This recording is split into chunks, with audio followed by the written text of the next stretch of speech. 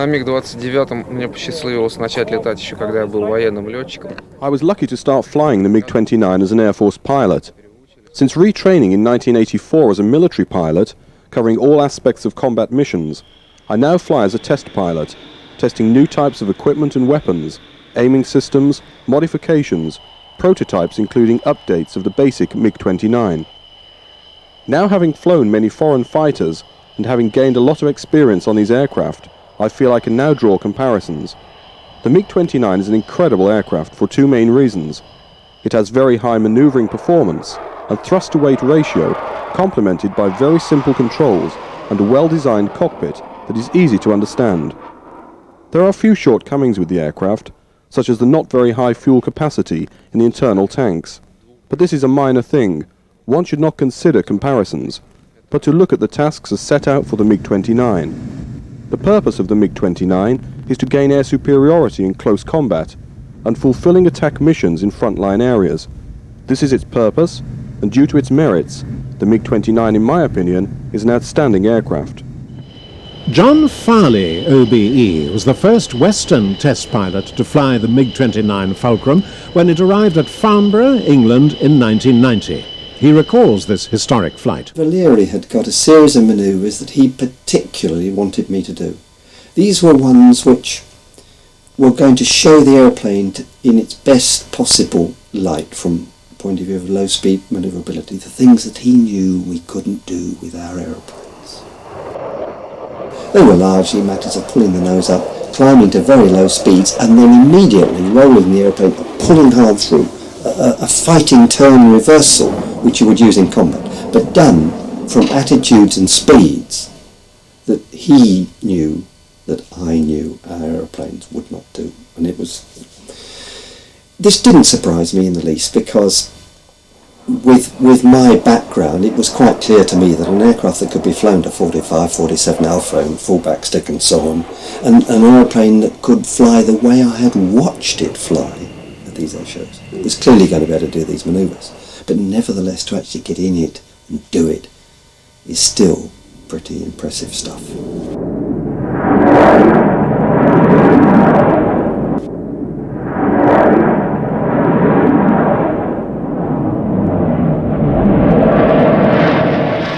He said we'd do some low speed manoeuvring, he said down to 0 knots. And he said, Valeri, fly. And he just closed the throttle, pulled the nose up. We got the nose up to about 70 degrees, we just waited, the speed dropped right off the clock. The airplane slides backwards, and now you've got the recovery to do. Well, the only trick with the recovery was that you had to lead with the right-hand throttle. Because you've got these two jet engines, which both go around the same way. Gyroscopic couples are there.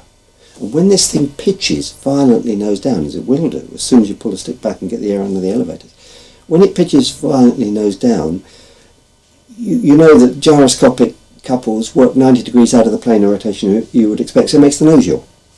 It makes the nose yaw off to the right because it is pitching vertically. And so you were supposed to lead with the right-hand throttle, because there's no speed on this thing at the moment, so it's no good fiddling with the rudders. Lead with the right-hand throttle just to stop the nose slashing around.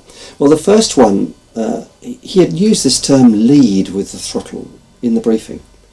And so I just sort of tentatively sort of led with it. And when the nose fell through, it yawed off slightly to the right. Valeri, fly. So Valeri did one.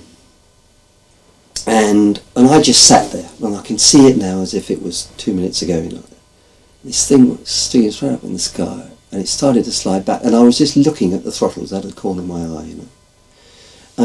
And the right hand one went ka-dung, all the way forward into full reheat, and then the left hand one went ka-dung, all the way forward into full reheat, you know. And that's what he meant by lead with the left throttle. He meant push it all the way. They had achieved extremely benign handling at edges of what we call the envelope, that part of the speed, height, attitude, angle of attack combinations you can take an airplane to. Mm-hmm. They had achieved wonders compared to the sort of aircraft that we had in service at that time.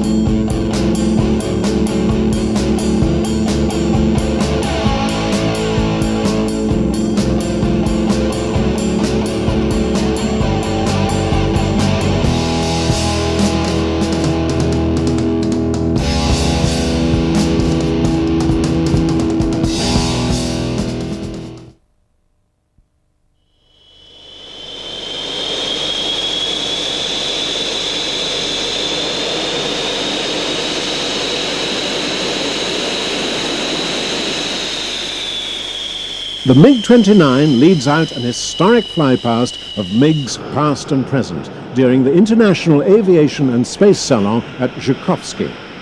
5 MiG aircraft took part in the flypast, including the 21 Fishbed, 23 Flogger, 25 Foxbat, 29 Fulcrum, and 31 Foxhound.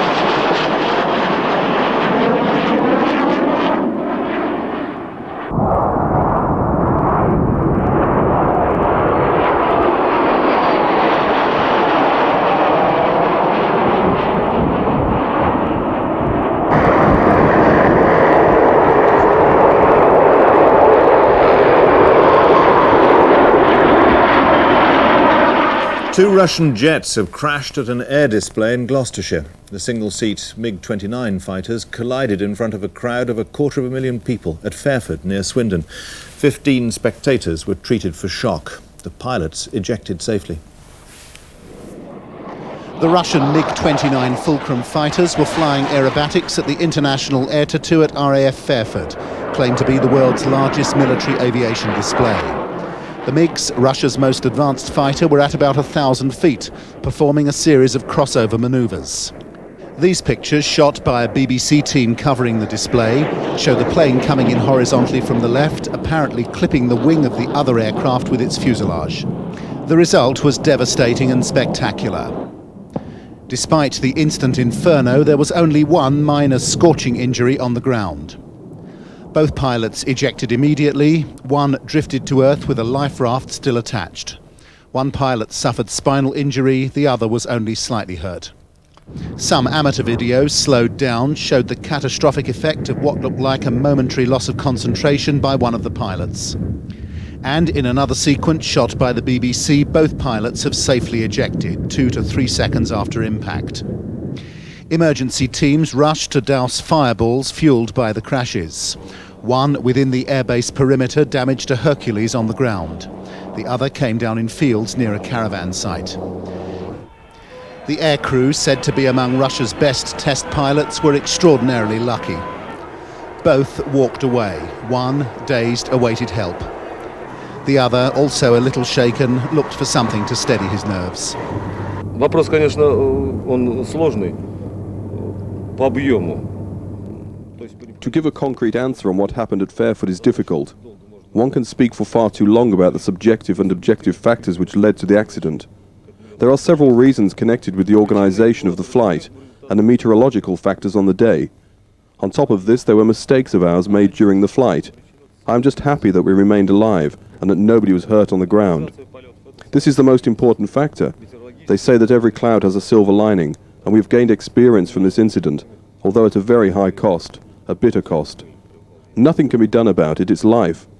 My first feeling as my feet touched the ground was that of disappointment. We wanted to demonstrate the aircraft at its best. The demonstration program we prepared was both challenging and spectacular.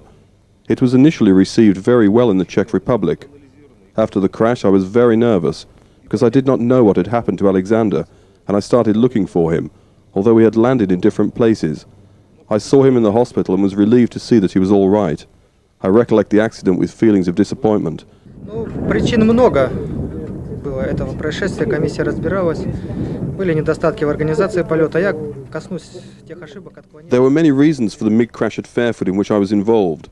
A special commission was set up to carry out an investigation into the accident.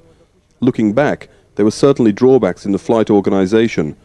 Both aircraft deviated too much when performing 2 successive loops, which was not ideal.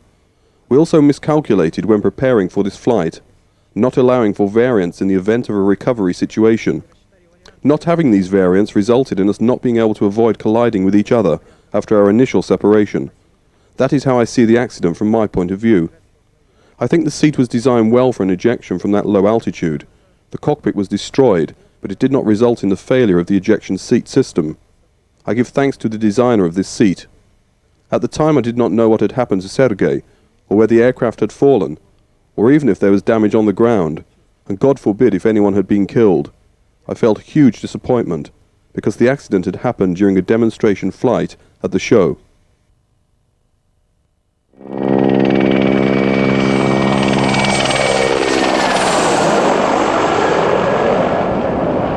The Soviet Union's newest aircraft carrier, Tbilisi, sails across the waters of the Black Sea as host to a series of takeoff and deck landing tests for the MiG-29K, flown by Mikoyan test pilot Takhtar Abakirov.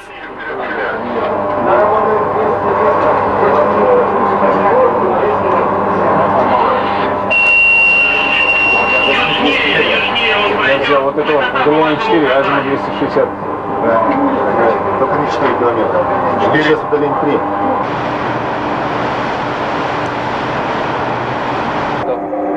Минуту. Можно? Давайте. Что делать? Не те руки, да вы знаешь, каждая машина будет свои руки.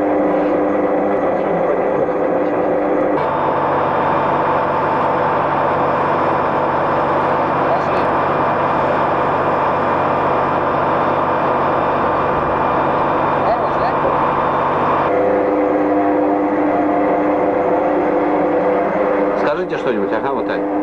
Говорите. На курсе прошу влево. Обороты не сервис.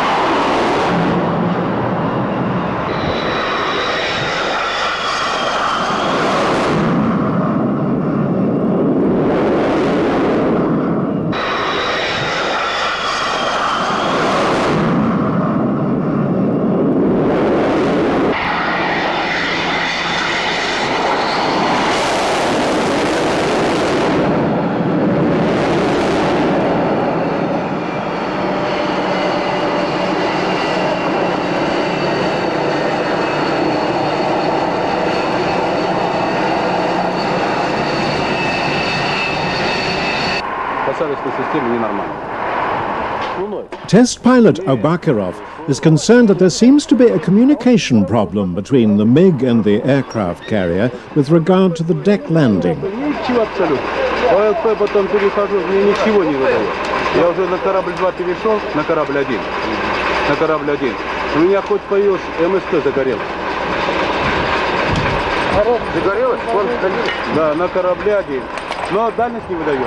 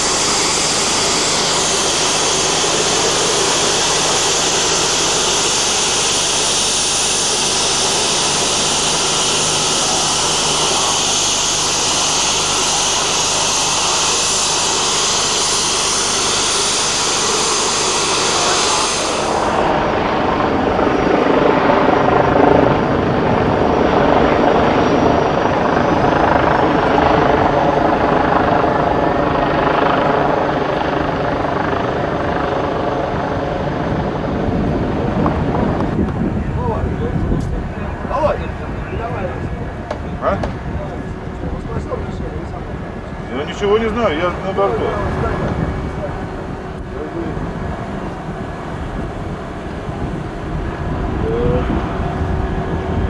Mikoyan Chief Test Pilot Roman Taskayev played a vital role in the development of the MiG-29 during the flight test program. Taskayev and Anatoly Kvochur were responsible for the first appearance of the MiG in the West when they arrived at Farnborough in 1988, both demonstrating the capabilities of the aircraft. Display flights by Roman Taskayev at Zhukovsky in Berlin, seen here, confirmed that the MiG-29 was certainly capable of performing maneuvers that its rival, the F-16, could not emulate.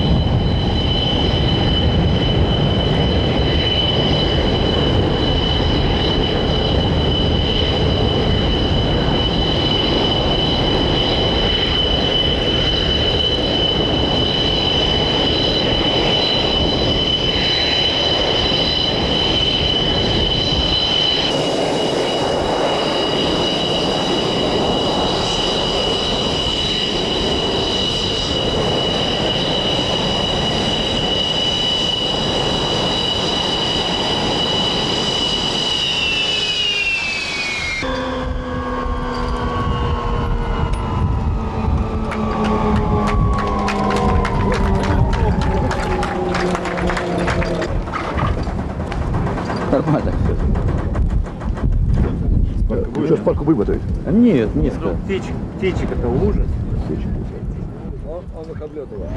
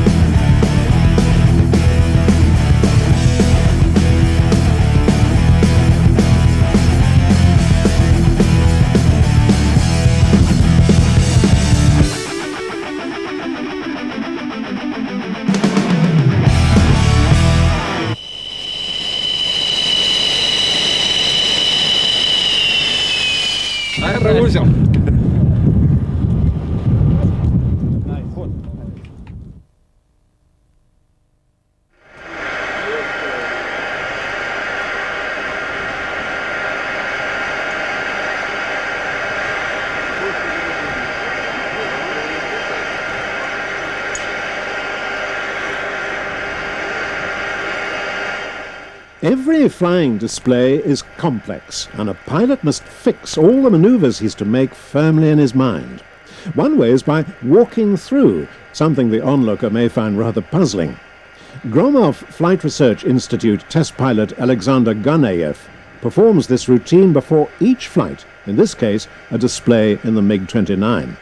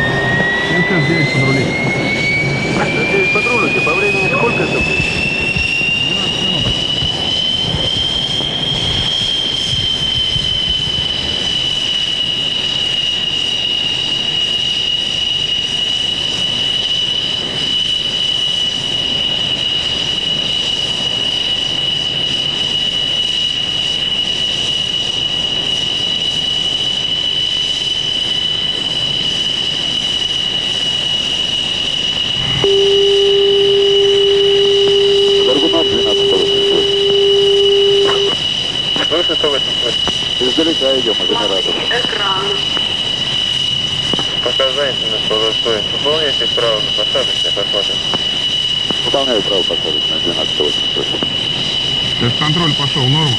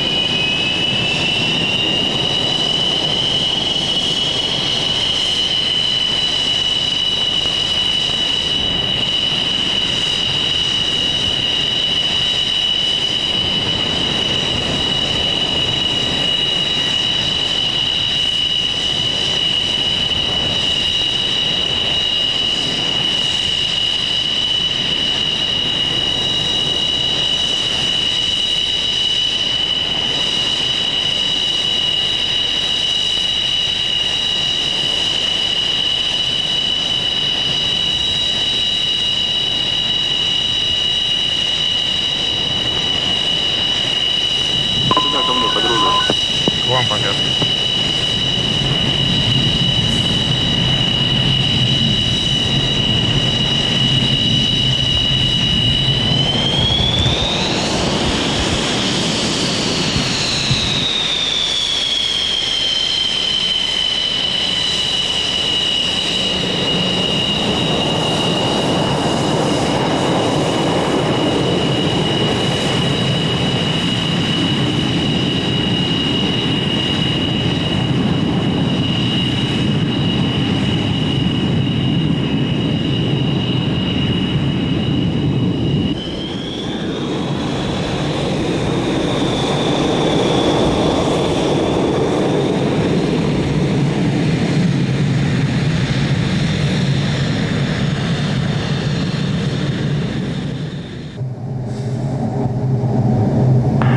Норма.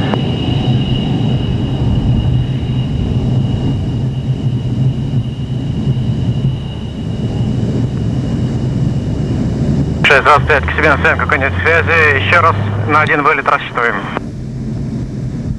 Если поторопишься, то опять будет тут. Понял. Шасси закрылки убраны.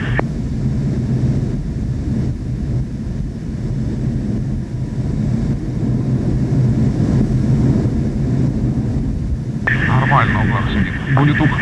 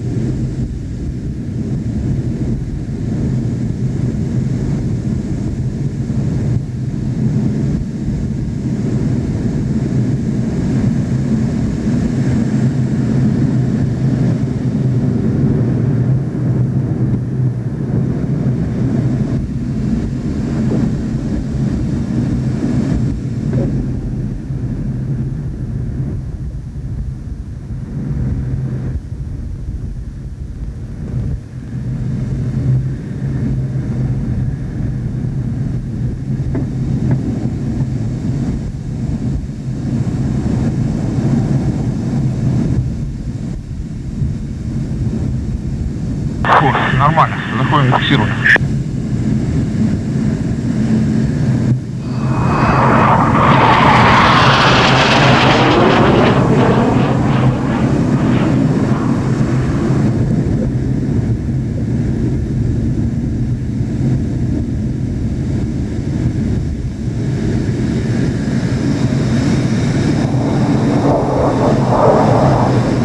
Осталось 550 килограмм.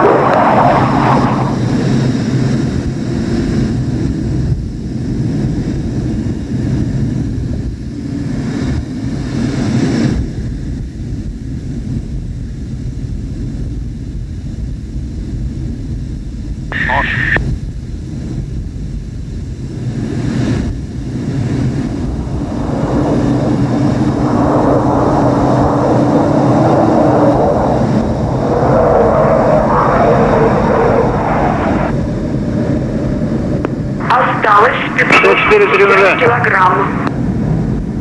Отвечает? Запускайте 7.46 давление. 7.46 принял, спасибо, запускаем. Будет тройная.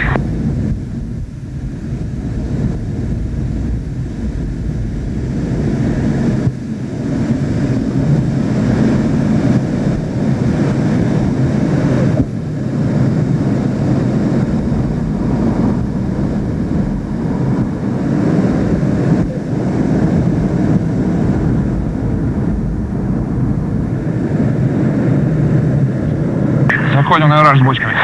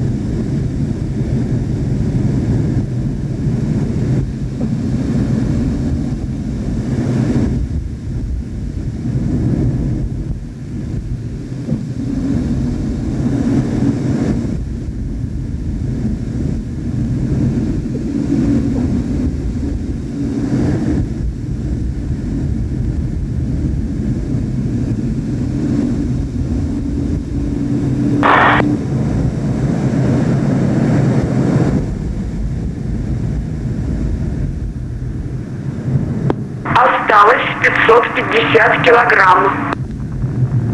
Черт, а тут низкий подвесной. Смотри экран. —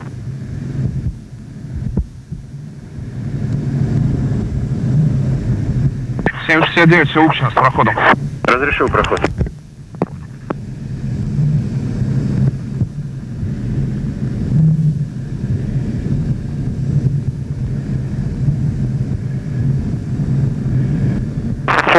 Десятый еще повторять будешь? Да, то же самое. Учти, на фиксированной и на многократной в конце снижения значительный. Хорошо, значит я их повторю. Проход. Смотри экран.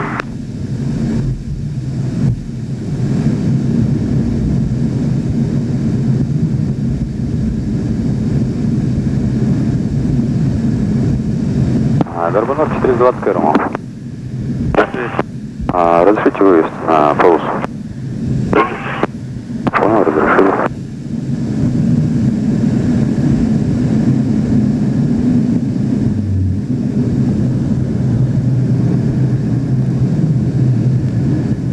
Начинаю с хайджеров, вторых 769.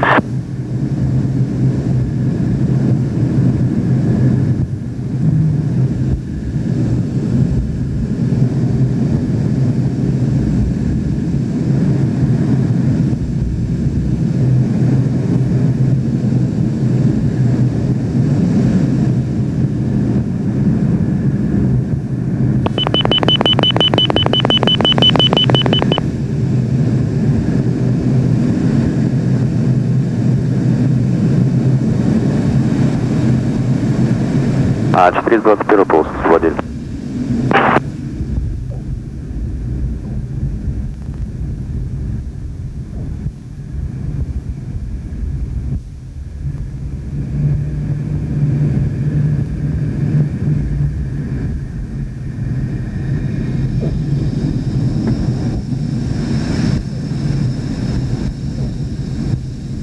Заходим в фиксированно.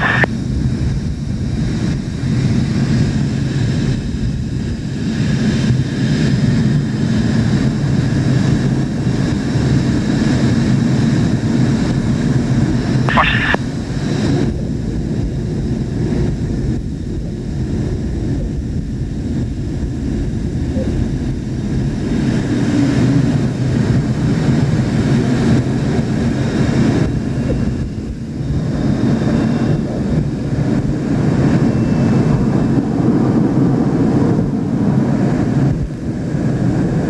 Лучше.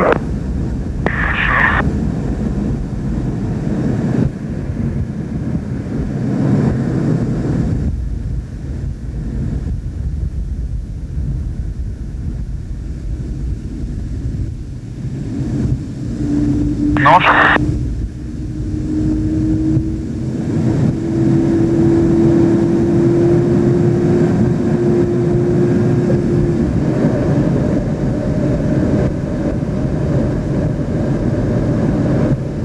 Осталось 550 килограмм. Здесь значительный набор. Жду.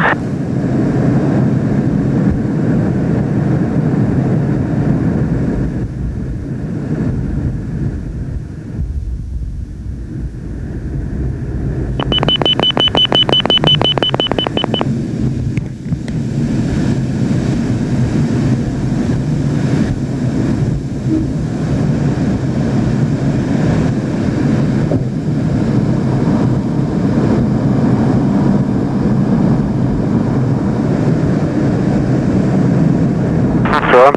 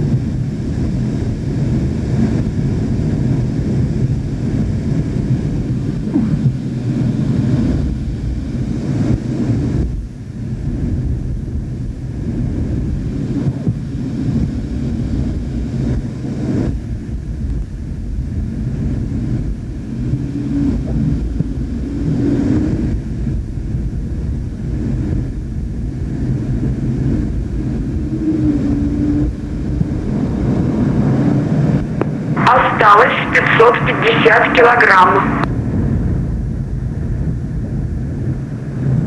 Осталось 550 килограмм.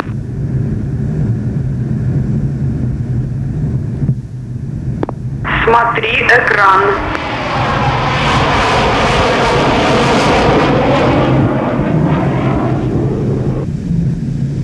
«769», все упущено. Посадка готов. 769, посадку 302 разрешаю, ветер 310 градусов, 6 метров. Понял. Понял.